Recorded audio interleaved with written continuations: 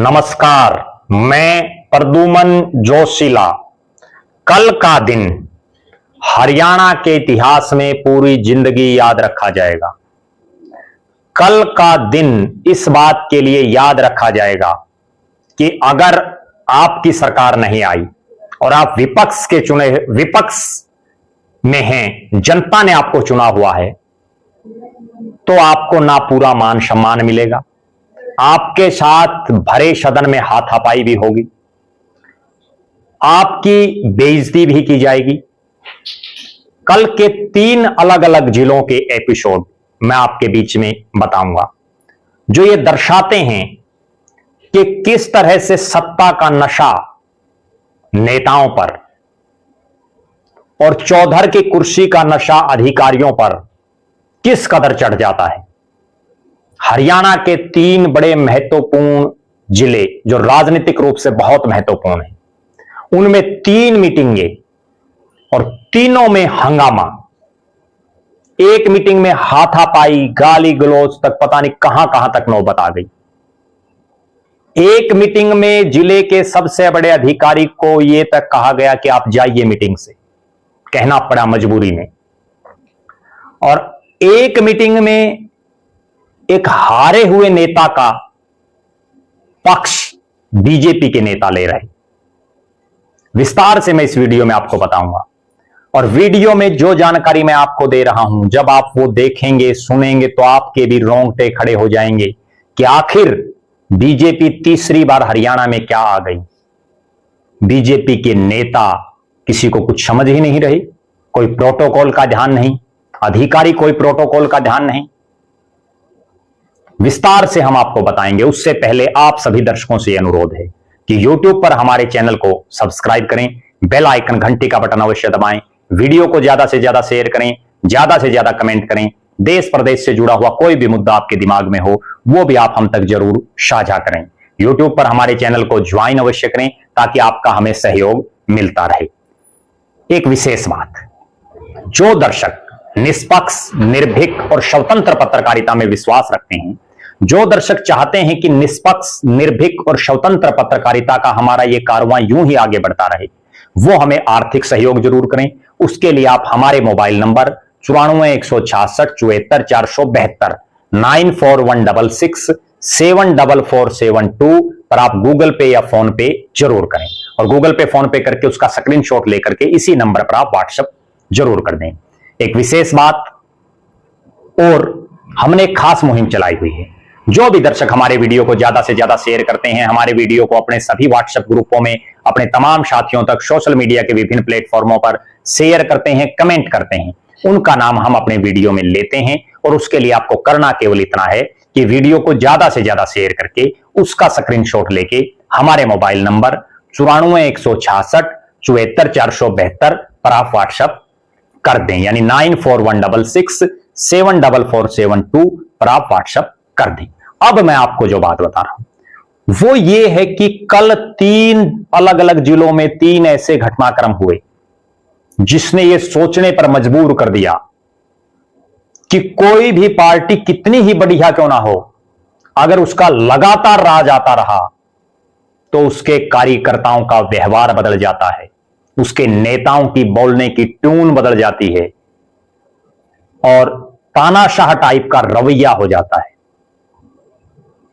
पहले घटनाक्रम जिसकी हम चर्चा करेंगे वो है मुख्यमंत्री जिस जिले से आते हैं, यानी लाडवा से मुख्यमंत्री विधायक हैं जो कुरुक्षेत्र जिले में आता है, और उसकी थानेसर नगर परिषद की बैठक, जिसमें बैठक से पहले भी एक लेटर बाकायदा जारी किया गया जो परसों सारा दिन वायरल रहा। और उस लेटर में बाकायदा यह लिखा गया कि मीडिया अलाउड नहीं, आउटर्स यानी बाहरी कोई भी जो इस सदन का सदस्य है केवल वो रहेगा, बाकी सब आउट। उस मीटिंग में विधायक के नाते, स्थानीय विधायक होने के नाते, प्रदेश के पूर्व मंत्री, पूर्व विधानसभा के स्पीकर, कई बार के विधायक, इंडियन नेशनल लोकदल के वर्षों तक प्रदेश अध्यक्ष रहे और फिलहाल कांग्रेस में बड़े नेता अशोक अरोड़ा मौजूद रहे। और वहीं पर कुछ एक पार्षद प्रतिनिधि, पूर्व पार्षद, दोनों में तू मैं से शुरुआत होती है। एक दूसरे को आउटर कहता है, दूसरा दूसरे को कहता है, और उसके बाद देख लेने, गाली गलौज से लेकर के और आपस में जो है धक्का मुक्की से लेकर के और हाथापाई तक बात आ जाती है। हर जगह वीडियो वायरल, पूरा चर्चा का विषय। अशोक अरोड़ा विधायक हैं और विधायक के नाते उन्होंने जो मीटिंग में अधिकारी बैठे थे उनको बाकायदा ये कहा है, उस वायरल वीडियो में स्पष्ट दिख रहा है कि जब आपने ये हिदायत दी है कि इसमें कोई आउटर नहीं होना चाहिए, तो पार्षद प्रतिनिधि या पूर्व पार्षद किस हैसियत से बैठे हैं? बात अरोड़ा साहब की बिल्कुल जायज है। जो चुना गया है वो महिला हो पुरुष हो वही तो आएगा पार्षद प्रतिनिधि, और ये वो भारतीय जनता पार्टी है। मनोहर लाल खट्टर जी तो खुद बार बार कहते थे कि कोई पार्षद पति लिख देता है, कोई सरपंच पति लिख देता है, कोई सरपंच ससुर है। उनको बाकायदा मनोहर लाल खट्टर ने मीटिंगों से बाहर निकाला है। बहुत बार हमने ये देखा है, जब कोई सरपंच का प्रतिनिधि, सरपंच पति, सरपंच ससुर कोई बात रख देता तो मनोहर लाल खट्टर उनको डांटते थे स्पष्ट रूप से। और यहां उन्हीं की पार्टी से संबंधित पूर्व पार्षद प्रतिनिधि, पूर्व पार्षद वो बैठे हैं और फिर धमकी तक पर उतर रहे हैं, गाली गलौज पर उतर रहे हैं, तू तड़ाक बोल रहे हैं। आखिर कहां जा रहा है हमारा ये प्रदेश? अशोक अरोड़ा एक चुने हुए विधायक, और उन अधिकारियों की हिम्मत नहीं जो मीटिंग में बैठे हैं कि यहां आउटर बाहर चलिए, क्योंकि जो रिपोर्ट आ रही है और जो अशोक अरोड़ा ने कहा है कि उनके ऊपर सुभाष सुधा जो पूर्व मंत्री हैं, अशोक अरोड़ा 2 बार उनसे हार चुके हैं, इस बार अशोक अरोड़ा ने उनको हरा दिया है। और कभी सुभाष सुधा और अशोक अरोड़ा एक ही साथ रहते थे, एक ही पार्टी में थे, लेकिन राजनीति है जनाब, यहां कभी कुछ भी हो सकता है। अशोक अरोड़ा पर जिस ढंग से यह हाथापाई हुई, उसके बाद 5 बार के सांसद दीपेंद्र हुड्डा ने बयान दिया कि यह बहुत निंदनीय घटना है। और अशोक अरोड़ा ने तो यहां तक कहा कि वो देश के प्रधानमंत्री से लेकर के, देश के राष्ट्रपति से लेकर के और राज्यपाल तक सबको जो है वो पत्र लिखेंगे। यानी उनके ऊपर जो हमला हुआ है, उन्होंने यहां तक भी कहा कि यह सुनियोजित था। एसपी से भी इसकी शिकायत उन्होंने बाकायदा कर दी है। यह दर्शा रहा है कि जो शख्स सदन का सदस्य ही नहीं, पार्षद प्रतिनिधि हैं, अगर इतना ही शौक है तो खुद लड़े चुनाव। पूर्व पार्षद हैं, वो किस हैसियत से मीटिंग में बैठे हैं? अगर कांग्रेस का राज नहीं आया तो इसका मतलब यह थोड़ा ही है कि आप सब प्रोटोकॉल की धज्जियां उड़ा देंगे। दूसरा घटनाक्रम रोहतक में होता है। रोहतक भूपेंद्र सिंह हुड्डा का गृह क्षेत्र, वहां दिशा की मीटिंग होती है, यानी जिला स्तरीय विकास समन्वय एवं निगरानी कमेटी। मैं खुद दिशा का मेंबर रहा हूं, बहुत पावरफुल कमेटी है।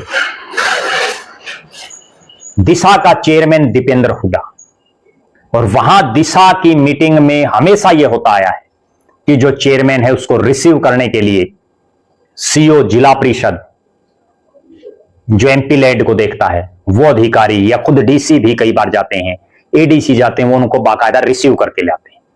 लेकिन यहां दीपेंद्र हुड्डा चूंकि वो विपक्ष में है, सत्ता में नहीं आए, राज में नहीं आए, तो उनको कोई रिसीव करने तक नहीं आया। दीपेंद्र हुड्डा पढ़े लिखे हैं, जानते हैं सरकारी तंत्र को। उन्होंने बाकायदा डीसी को यह कहा कि मैं यहां का चेयरमैन हूं इस मीटिंग का, मुझे आपकी जरूरत नहीं, आप चले जाइए अगर आपको प्रोटोकॉल का ही ध्यान नहीं है। वो तो डीसी को अपनी गलती का एहसास मान करके, माफी मांग करके पिंड छुड़वाना पड़ा, वरना तमाम जो उनके अधीनस्थ जो कर्मचारी हैं, जो अधिकारी हैं, उनके सामने डीसी को मीटिंग से बाहर जाना पड़ता। यह हालात थी। और यह हालात तब जब वहां राज्यसभा का सांसद रामचंद्र गुप्ता वहां बैठे हों, विधायक कांग्रेस के वहां हों और प्रोटोकॉल ना माना जाए। आप एक चीज सोचिए, ये दीपेंद्र हुड्डा आज सांसद हैं, सांसद के नाते इस दिशा कमेटी की मीटिंग के चेयरमैन हैं, और उनको कोई रिसीव करने तक नहीं आता। अगर 8 अक्टूबर 2024 को कांग्रेस का राज बन जाता तो क्या ये डीसी साहब उनको रिसीव करने नहीं जाते? क्या ये अधिकारी उनके बाट देख रहे होते 1 घंटे पहले से? इसीलिए कहते हैं कि राज में और सत्ता में बहुत बड़ी ताकत है। तीसरा जो घटनाक्रम वो हिसार में। हिसार में ग्रीवेंस कमेटी की मीटिंग होती है, जिला कष्ट निवारण समिति की, और उस मीटिंग में प्रदेश के पंचायत मंत्री, इसराना के विधायक कृष्णलाल पंवार उसकी चेयरमैनी करते हैं। उस मीटिंग में एक बीजेपी का नेता जब अधिकारी काम नहीं कर रहे तब कहता है कि ये अगर अधिकारी ठीक ठाक काम करते तो भव्य बिश्नोई विधायक होते, अधिकारियों ने ठीक काम नहीं किए इसलिए भव्य बिश्नोई चुनाव हार गए। बताइए कौन सा तर्क है? अगर अधिकारियों के कामों से ही विधायक बनते हैं तो फिर विधायकों की क्या जरूरत है? फिर तो अधिकारी ही राज चला लेंगे, विधायकों की जरूरत ही नहीं है। वो तो उस विधायक में दम होना चाहिए, उस विधायक में दम है या नहीं। अगर भव्य बिश्नोई में दम होता तो अधिकारियों से काम लेता। और इसके बाद एक कांग्रेस के विधायक ने जब टोका उनको और यह कहा कि यह बीजेपी का कार्यालय नहीं है, ग्रीवेंस कमेटी की मीटिंग चल रही है, यहां नियमों का पालन होना चाहिए, इसको राजनीतिक मंच ना बनाया जाए। और इसके बाद भाजपा पदाधिकारियों और एक कांग्रेस विधायक में आपसी कहासुनी शुरू हुई और इसके बाद मंत्री कृष्णलाल पंवार ने दोनों को शांत किया। मामला शांत नहीं हुआ उससे पहले ही जो कांग्रेस के दो विधायक मीटिंग में आए हुए थे, चंद्र प्रकाश और जस्सी पेटवाड़, वो मीटिंग छोड़ करके चले गए। कहीं ना कहीं समझ नहीं आ रहा कि तीसरी बार सरकार आने से आखिर ऐसा क्या हो गया कि भारतीय जनता पार्टी के नेता पूरी हवा में बातें करने लगे। बहुत सी इस तरह की सूचनाएं मिल रही हैं लगातार कि बीजेपी के बहुत से नेता फोन तक नहीं उठाते पार्टी के कार्यकर्ताओं के, बहुत से नेता वोटरों के फोन नहीं उठाते। एमपी एमएलए तो छोड़ दीजिए, आप छोटे मोटे नेता तक फोन नहीं उठा रहे। और इसका सबसे बड़ा कारण यही है कि इस बार बीजेपी को ही खुद ये नहीं लग रहा था कि उनका राज आएगा। मुझे बहुत से भाजपाई ऐसे मिलते हैं, बहुत से भाजपाइयों के फोन आते हैं जो खुद ये कहते हैं कि हमें ये लग रहा था कि 20-22 सीटें आएंगी, उससे ऊपर नहीं आएंगी।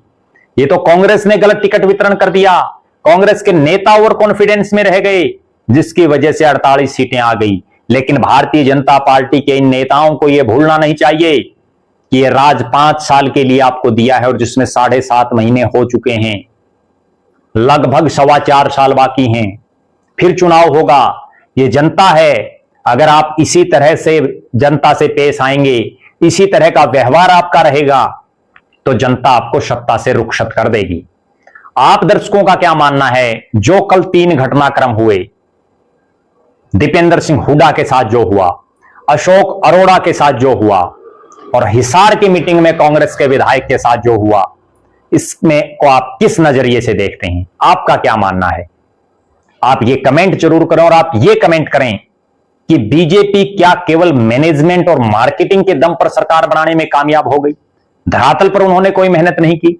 आप ये भी कमेंट करें कि बीजेपी कांग्रेस की गलतियों की वजह से सत्ता में आ गई, जिसकी वजह से उनको घमंड हो गया। आपका अगर ये मानना हो तो आप लगातार हमारे साथ बने रहें, हमारे फेसबुक पेज को लाइक और फॉलो करें, यूट्यूब पर चैनल को सब्सक्राइब करें, बेल आइकन घंटी का बटन अवश्य दबाएं, वीडियो को ज्यादा से ज्यादा शेयर करें, ज्यादा से ज्यादा कमेंट करें। जो दर्शक आर्थिक रूप से सक्षम हैं वो हमें आर्थिक सहयोग जरूर करें। बहुत बहुत धन्यवाद। आपका अपना प्रद्युमन जोशीला।